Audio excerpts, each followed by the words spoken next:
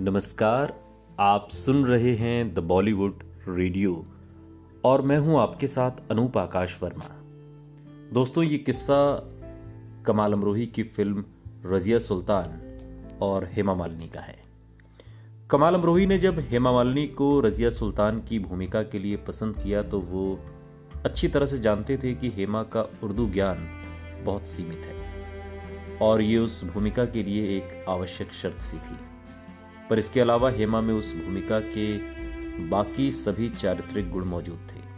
उनकी शाही परवरिश और सुपरस्टार का ओहदा इस नायिका प्रधान फिल्म को सफल बनाने के लिए जरूरी था। हेमा को साइन करने के पीछे एक और वजह थी। जब कमाल अमरोही जी तुर्की पुरालेखों में इस फिल्म के बारे में रिसर्च कर रहे थे तो उन्हें रज़िया की एक ऐसी तस्वीर मिली जिसमें उसका चेहरा हेमा के चेहरे से काफी हद तक मिलता जुलता था। कमाल अमरोही ने उसी समय हेमा को इस तुर्क शहजादी के रूप में लेने का फैसला कर लिया।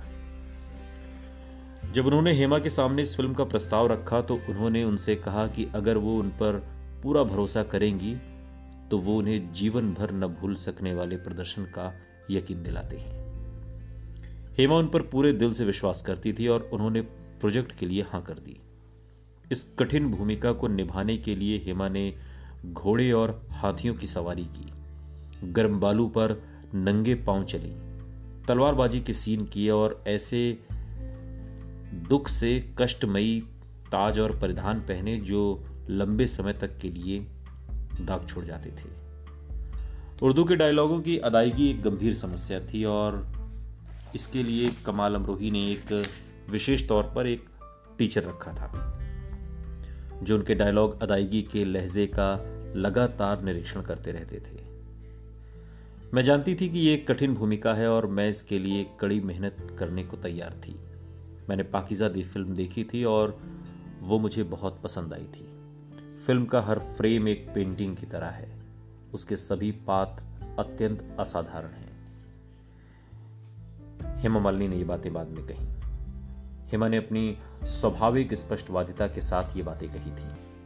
तुर्की बादशाह अल्तमश, जिन्होंने अपनी बेटी को अपने बेटों के ऊपर तरजीह देकर अपना वारिस और उत्तराधिकारी बनाया था, ये फिल्म उसी के बारे में थी। ये फिल्म अपने दौर की सबसे महंगी फिल्म थी।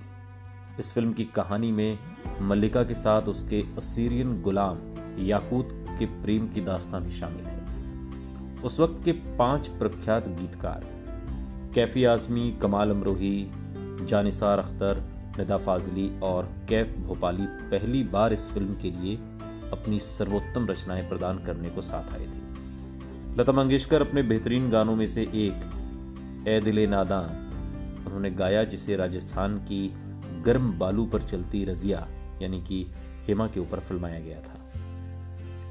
महाकाली केव्स अंधेरी में नए नए बने कमालिस्तान स्टूडियो में इस फिल्म के लिए भव्य सेट लगाए गए थे और विदेशी तकनीकी विशेषज्ञों को भी बुलाया गया था।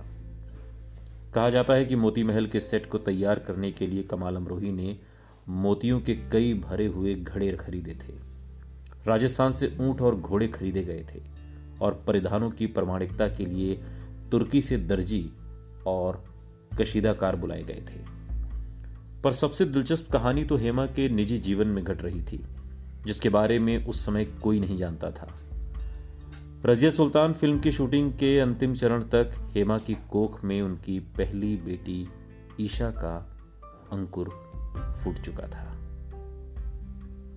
सुनते रहिए द बॉलीवुड रेडियो, सुनता है सारा इंडिया।